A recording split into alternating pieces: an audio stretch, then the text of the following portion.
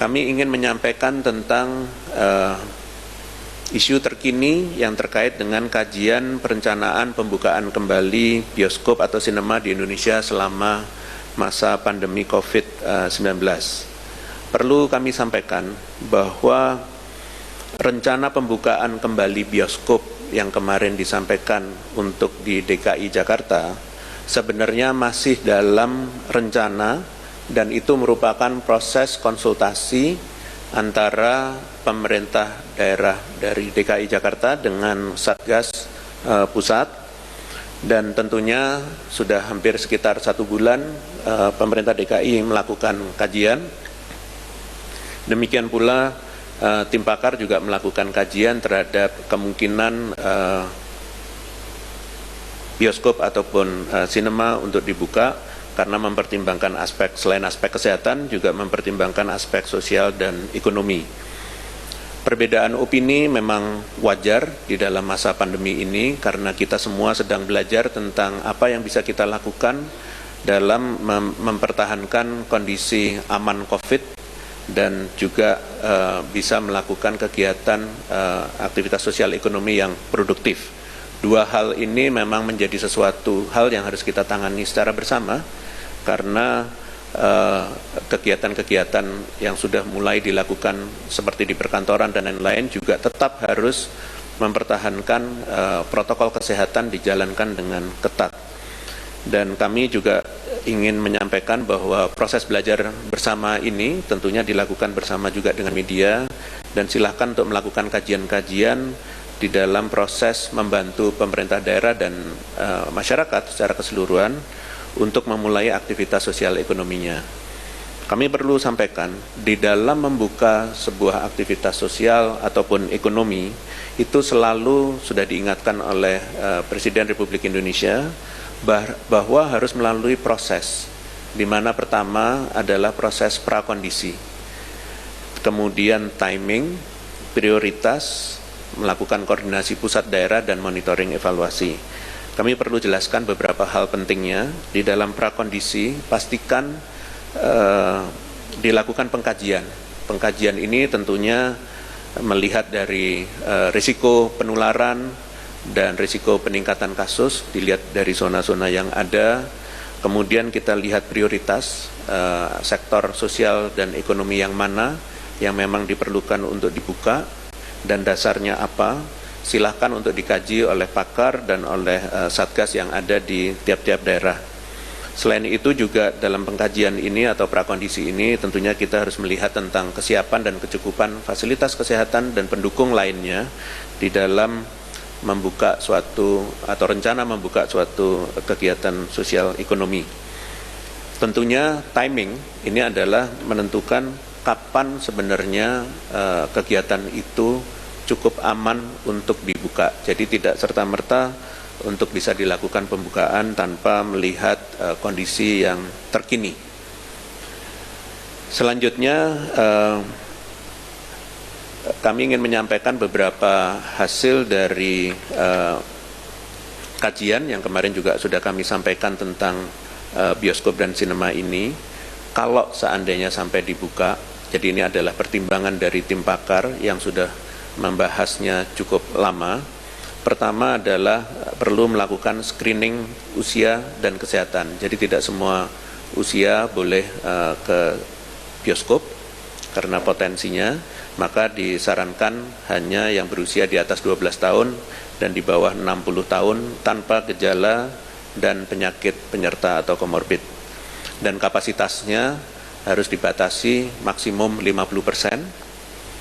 Dan penerapan memakai masker, menjaga jarak, dan mencuci tangan sejak dari pintu masuk bioskop sampai dengan keluar.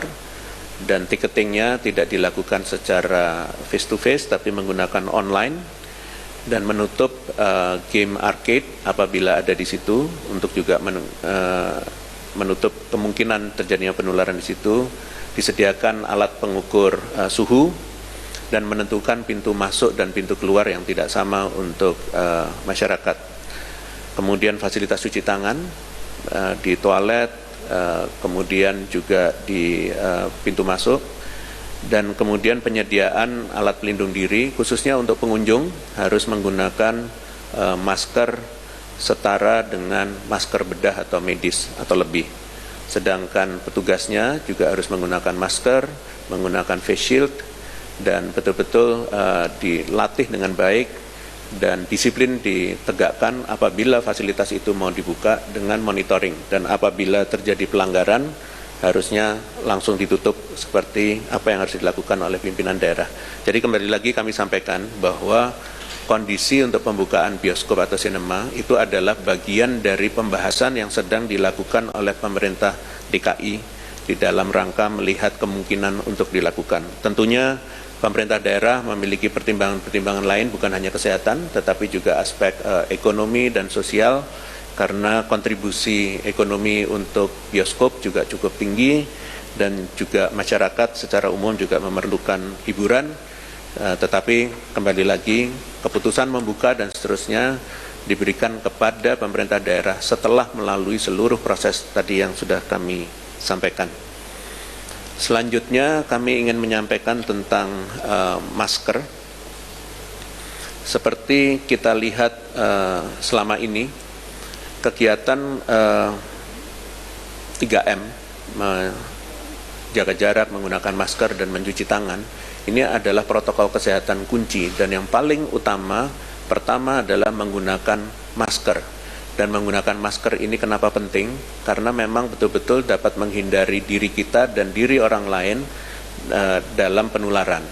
Karena apabila kita menggunakan masker dengan tepat, terutama cara memakainya, dipastikan cara memakainya masker betul-betul bisa menutupi hidung dan mulut dengan cara menutupi dan menempel di batang hidung, dan kemudian menutup sampai dengan dagu, sehingga betul-betul hidung dan mulut tertutupi dengan masker yang baik, dan sisi kiri dan kanan betul-betul menempel di pipi sehingga tidak ada udara yang bisa keluar masuk baik di atas maupun di dagu ataupun di pipi. Hal-hal seperti ini memang sederhana, tapi ini adalah hal yang penting untuk dilakukan oleh semua orang. Demikian pula pada saat cara melepas dan memasang. Hindari memegang bagian depan dari masker pada saat membuka dan menutup.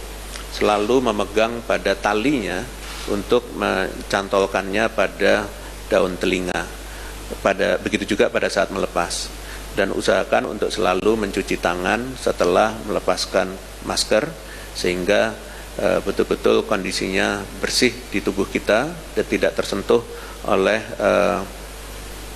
kemungkinan virus atau bakteri yang ada di masker yang telah kita pakai beberapa jam. Kemudian hal yang penting juga disadari adalah beberapa jenis masker ini, ada beberapa jenis. Masker kain yang sudah beredar banyak dipastikan bahwa memiliki filtrasi yang baik dan untuk bisa digunakan bernafas dengan baik juga, karena kekuatan kita untuk menggunakan masker juga dari kondisi kemudahan untuk bisa bernafas, tapi juga kepentingan untuk bisa menyaring virus dengan baik. Maka dari itu selain ada masker kain, juga ada masker medis atau bedah yang mempunyai kemampuan filtrasi lebih tinggi, dan juga ada masker N95 yang tentunya memiliki kemampuan 95% menyaring partikel virus dengan ukuran 0,1 sampai 0,3 mikron.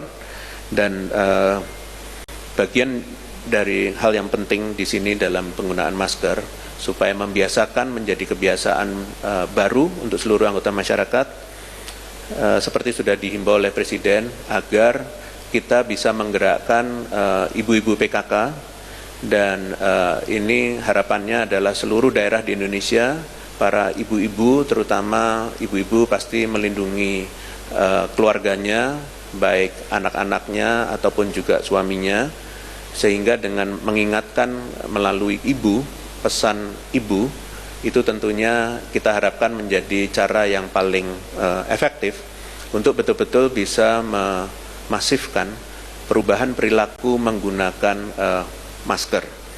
Dan untuk para pejabat publik, terutama yang sering berhadapan dengan media dan memberikan informasi, juga pastikan bahwa selalu menggunakan masker, dan apabila tidak menggunakan masker karena alasan-alasan misalnya agar gerakan bibir bisa dipahami oleh publik, tidak disalahgunakan, bisa saja tidak menggunakan masker asal jarak betul-betul cukup longgar, besar, tidak berdekatan dengan siapapun.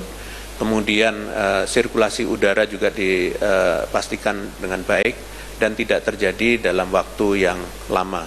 Karena pada saat kita berbicara, kita harus sebenarnya disitulah letaknya potensi terjadinya droplets yang harusnya kita menggunakan masker. Untuk masyarakat secara umum, mohon agar tetap menggunakan masker untuk menjaga diri dan menjaga orang lain.